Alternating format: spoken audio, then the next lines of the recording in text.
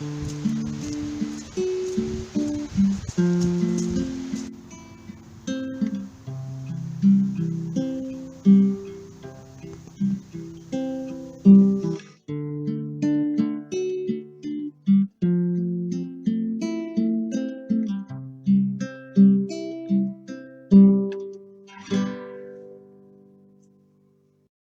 name is Lena, and I'm a gardener and the owner of Good Natured Garden Care, a residential garden maintenance company. Today I want to start to talk to you about growing your own seeds indoors, specifically food seeds, so edible plants. Every season that I grow things, I learn something, and that's the beauty about gardening, whether you're gardening for flowers or for vegetables, edible plants. The more you know, the more you realize you don't know, right? So I'm hoping to share some tips and tricks with you of growing food from seed in an apartment. Once I finish growing a lot of these seeds, I'm going to transplant them outside. And the benefit of that is, with our short seasons in Toronto, the intensity of the light on the balcony is going to be really great to actually have a nice harvest. If you don't have a balcony, I would recommend investing in some more lighting, because you will really need to have an intense and even lighting system that's going to supplement the light that's coming in. When you live in an apartment, your windows will let a lot of light in. Obviously glass is the best in terms of light transmission. However, the problem with even glass, any surface, when the light is coming through it, it will actually diminish that strength of the light. And then you'll also run into some issues of pollination as well, because you're not having wind and insects. But there's ways to solve that as well. In any case, for now, here in Toronto, it's February. I think it's like -20 outside. There's 6 inches of snow on the ground. And what are we thinking about? We're thinking about growing things. So I'll show you my setup this year. It's a bit different than what I did last year, but has a lot of the same elements. So let me move you over here to my little growing setup here. So what I have, your basics, you want to have a source of light. So in this case, I have a Sunblaster, a halogen bulb. I really like these. I've tried LED lights in the past. They don't seem to be as powerful. And the nice thing about the halogen bulb, it does take more power, but the nice thing is it actually also emits heat. And that's the other element that you have to consider.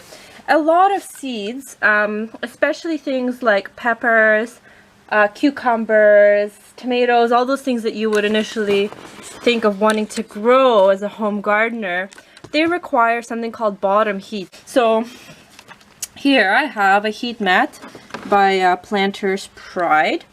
And what it'll do is it'll generate heat from my little seedlings. The beautiful thing about it is they'll wait until the perfect conditions to grow. So in this case, for say a pepper, it needs to have a certain temperature, a certain amount of heat in order for it to even sprout its first leaves.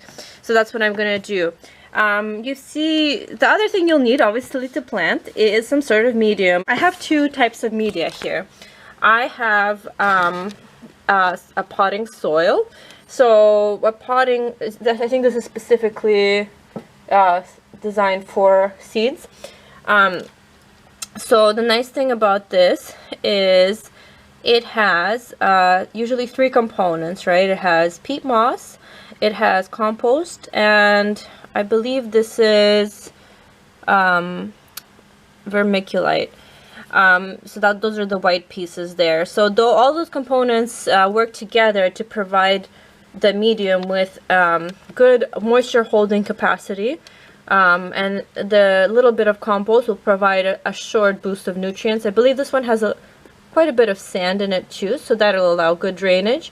And the vermiculite will hold nutrients as well as provide drainage, and I believe there might be a little bit of perlite in there too, which will add drainage as well. So that's why when you go shopping for soil, you do want to look at something that says potting soil. So here you see this is a Pefferlaw premium potting soil.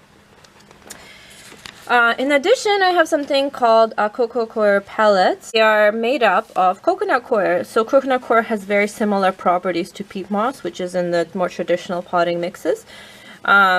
It's encapsulated in these little kind of like cheesecloth pockets. These are really great because once your seed germinates and you're going to transplant it to a larger pot, you don't have to disturb the root system, and the roots will basically just grow through this cloth. So it's really handy when you're transplanting those little baby seedlings whose root systems are very delicate.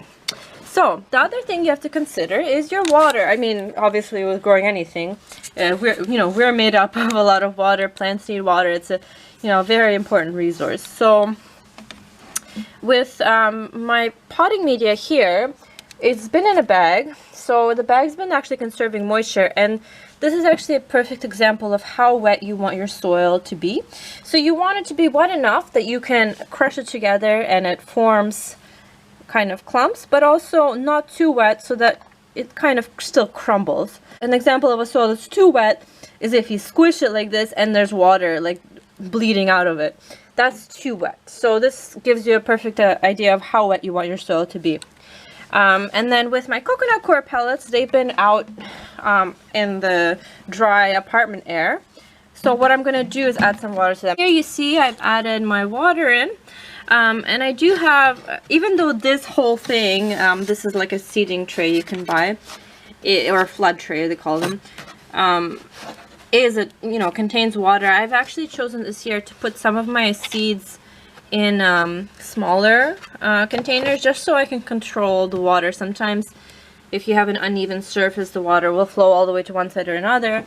With seeds, you basically, when things are germinating, you want to have very high humidity for most things that you're considering growing. Actually, I am actually reusing these from last year. Normally these they kind of look like pucks, and then they expand to this size. But this year, I just thought instead of throwing them out, these basically had seeds that didn't grow last year. So instead of throwing them out, I'm going to reuse them. So yeah, you can see they're slowly absorbing the water. And with these, the difference, so you see here, this is like a more dry coconut coir. You want them saturated to a point where they turn quite a bit darker. And you can do the same kind of test where it clumps together, but it's not so clumpy that it'll, bleed water out. This is your basic setup. You have your light, you have your heat, you have your growing medium, you have your water handy. And the other thing is to consider is the humidity, because in the winter, when I'm starting to think of growing my garden, and then you should too, it's quite dry inside, and I've mentioned this in my video about houseplants. So to mitigate that, you can use something like this, which is, I think it costs $6. Comes from the same company, Sun Blaster. It's basically a dome. And what it does is it stops the air, the moisture from evaporating out, and keeps it inside with the seeds. So here I'll show you how this kind of sets up.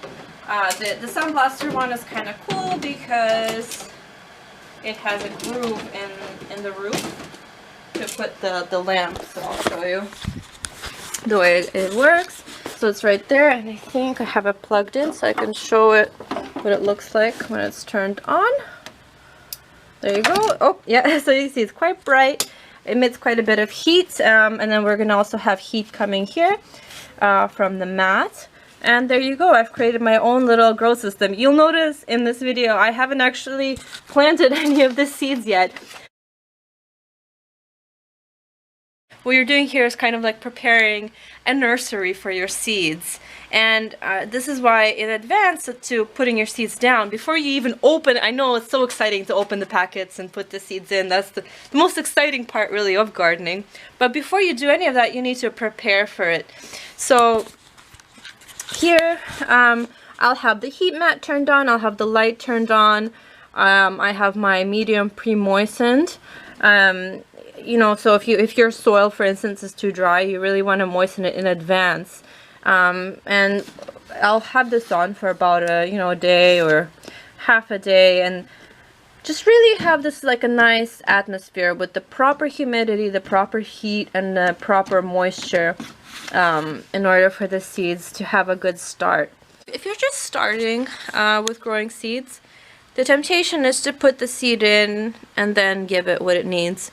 But if you think again of the analogy to a human child, you know, you don't just like put a child in the home and then add things onto it as it's already there. You want to prepare the cradle, you want to prepare a room, you want to prepare all the food that it'll need, everything it needs to thrive in advance. So in the same way, you're preparing for your seeds. And in the next installment of this series, Grow With Me, we're actually going to get into the seeds, and I'm going to explain to you how to read seed packets and how that's going to impact your planting schedule. Thank you so much for watching. I wish you all the best, and happy growing. Take care.